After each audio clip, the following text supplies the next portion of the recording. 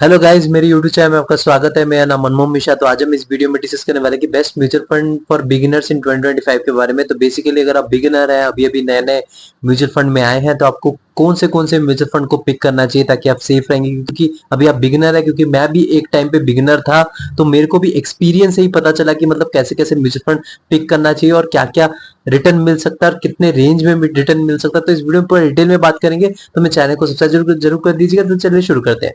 सबसे पहले मैं आपको बता दूं, तो आप भी अगर एज ए बिगिनर नए नए म्यूचुअल फंड में आए हैं, तो आपको यहाँ पे बहुत सारी कैटेगरीज दिख रही होगी। इंडेक्स फंड दिख रहा होगा, large cap, mid cap, small cap, उसका फ्लेक्सी कैप। तो ऐसे बहुत सारे कंफ्यूजन आपको क्रिएट कर रहे होंगे।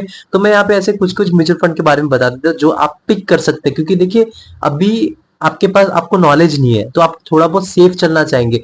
फिर आपको 1 2 साल 3 साल या 4 साल के बाद आपको थोड़ा बहुत एक्सपीरियंस हो जाएगा, तब आपको चीजें पता चल जाएगी मार्केट में कौन सा कितना वॉलेटाइल होता है, कौन सा कितना रिटर्न देने के लिए कैपेबिलिटी रखता है, किसमें कितना रिस्क रहता है। वो सब चीजें आपको पता चल जाएगी। तो अभी के लिए जो म्यूचुअल फंड की बात करें, तो सबसे पहले जो मैं आपको बताना चाहूंगा वो आपका इंडेक्स फंड पिक। जी हाँ, देखिए, इंडेक्स फंड एक ऐसा फंड होता है, जब आप म्यूचुअल फंड में नए आए हैं तो सब हर एक बंदा आपको इंडेक्स फंड के बारे में ही बताएगा। तो इंडेक्स फंड बेसिकली होता क्या है, देखिए मैं आपको एक चीज बता देता हूँ। इंडेक्स फंड हर एक कैटेगरी के भी होते हैं। मतलब जैसे कि आपका स्मॉल कैप, मिड कैप और लार्ज कैप। तो होता क्या है कि लार्ज कैप मतलब बड़ी कंपनी, मिड कैप मतलब मीडियम कंपनी, और स्मॉल कैप मतलब छोटी कंपनी।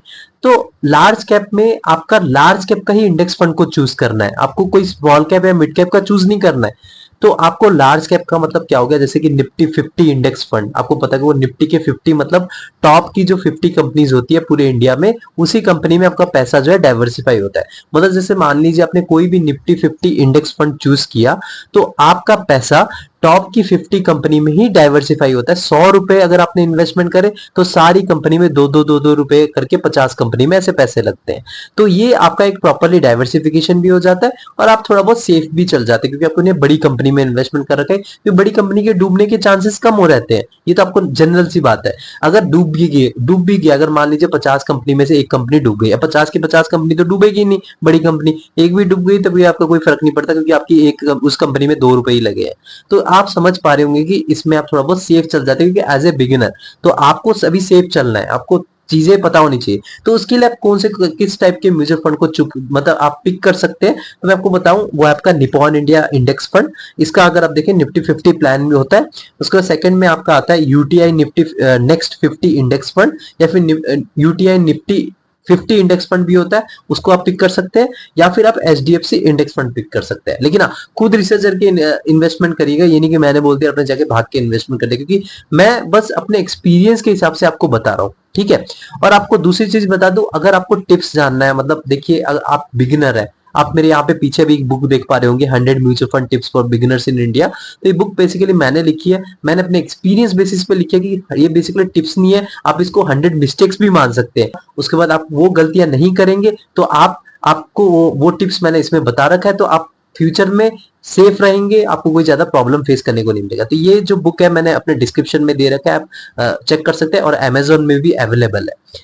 तो उसके बाद मैं आपको बता दूं, टॉपिक पे आते हैं। तो मैंने आपको ये इंडेक्स फंड के बारे में बता दी। देखिए, इनका जो रिटर्न होता है ना लॉन्ग टाइम में, मैं आपको बताता हूँ। अगर बहुत ही बुरा कंडीशन है मार्केट में, लॉन्ग टर्म की बात करो, long term in the sense मतलब 10 years। तो अगर आपका मार्केट बुरे कंडीशन में चला है, मतलब इतना अच्छा खासा 10 साल तक कुछ ज्यादा बढ़ोतरी नहीं मिली है, तब भी आपको 10 से लेकर 12% तक का रेंज जो है वो आपको रिटर्न मिलने के चांसेस रहते हैं। मैं चांसेस बोल रहा हूँ, यहाँ पे कोई एक परफेक्टली मतलब एक वो नहीं बता रहा हूँ कि रिटर्न, मैं आपको जैसे एक चांसेस बता रहा हूँ।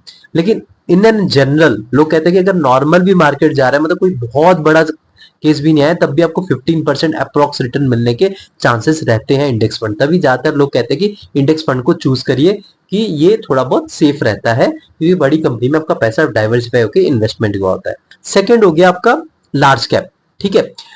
निफ्टी 50 में क्या रहता है, आपके टॉप की 50 कंपनीज। अब लार्ज कैप में क्या होता है, उसमें बड़ी कंपनीज भी होती है, 80% तक का एक्सपोजर होता है, और बाकी के जो 20% आपका स्मॉल कैप मतलब छोटी कंपनी या मिड कैप मतलब मीडियम कंपनी में आपका पैसा डाइवर्सिफाई होता है। मतलब मान लीजिए आप जैसे 100 रुपए इन्वेस्टमेंट करें तो आपको 80 रुपीज जाता है बड़ी कंपनी में, और 20 रुपए आपका जाता है छोटी कंपनी या मिड कंपनी में। तो उसमें क्या होता है कि आपको थोड़ा रिटर्न ज्यादा मिलने के चांसेस मिलते हैं, और यहाँ पे वॉलिडिटी आपको ज्यादा मिलने के चांसेस मिलते हैं।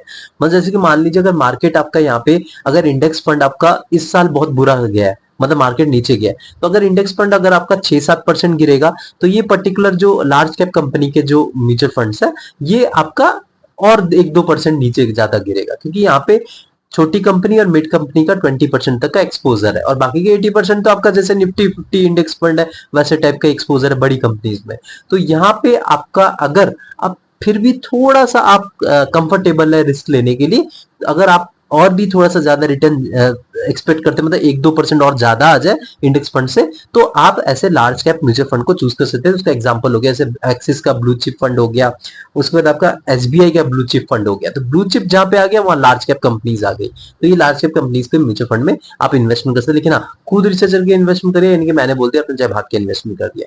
तो बेसिकली जो ये मैंने आपको बताया दो जो कैटेगरी के, अगर आप बिगिनर्स हैं तो ये म्यूचुअल फंड को भी चूज करिए, और flexi cap, small cap, mid cap, अभी इनमें थोड़ा सा दूर रहिए। आप 1-2 महीने 1-2 साल या 3 साल थोड़ा बहुत आप एक्सपीरियंस लीजिए, आपको पता मतलब पता चलना चाहिए कि यार मार्केट वॉलिटिलिटी क्या होती है। लेकिन हाँ, अगर आप थोड़ा बहुत आपके पास बेकार का पैसा आपको बिल्कुल भी नहीं चाहिए, मतलब कभी आपको जरूरत भी ना पड़े जब आप बुरी बुरी सिचुएशन में हो, तो तब आप जाके कुछ फ्लेक्सी कैप हो गया या फिर आप मिड कैप हो गया, स्मॉल कैप में थोड़ा बहुत इन्वेस्टमेंट कर सकते हैं विदाउट एनी नॉलेज, क्योंकि आपको जरूरत के टाइम मतलब आपको जब इमरजेंसी टाइम में कोई पैसा निकालना ही नहीं है, तो इसीलिए आप ऐसे कुछ चूज कर सकते हैं। तो फ्लेक्सी कैप कैटेगरी में मैं आपको बताऊं 60 से 70% आपका लार्ज कैप में रहता है। तो वो भी डिपेंड करता है इसमें मार्केट, इसमें जो फंड मैनेजर है फ्लेक्सिबिलिटी रहती है, तो वो किसी में भी डाल सकते हैं, मतलब बड़ी कंपनी, छोटी कंपनी, मिड कंपनी। लेकिन आप उसमें से एक दो कंपनी एक दो म्यूचुअल फंड चूज करते हैं, जैसे एग्जांपल ले लीजिए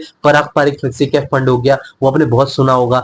तो ये चीज आप चूज कर सकते हैं। लेकिन हाँ, मैंने जो ऊपर के जो आपको बताया लार्ज कैप और निफ्टी 50 इंडेक्स फंड, अगर आप बिगिनर है उसमें अभी स्टार्ट करिए, बाद में मैं आपको ये flexi cap, mid cap, large cap के बारे में सजेशन दूंगा, वरना अभी बिल्कुल भी मत सोचिए। लेकिन हाँ, खुद रिसर्च करके इन्वेस्टमेंट करिए, इनकी मैंने बोल दिया और अपने जाके भाग के इन्वेस्टमेंट कर दिया। तो मैं चैनल को सब्सक्राइब जरूर कर दीजिएगा, मैं सिर्फ लाता रहता हूँ।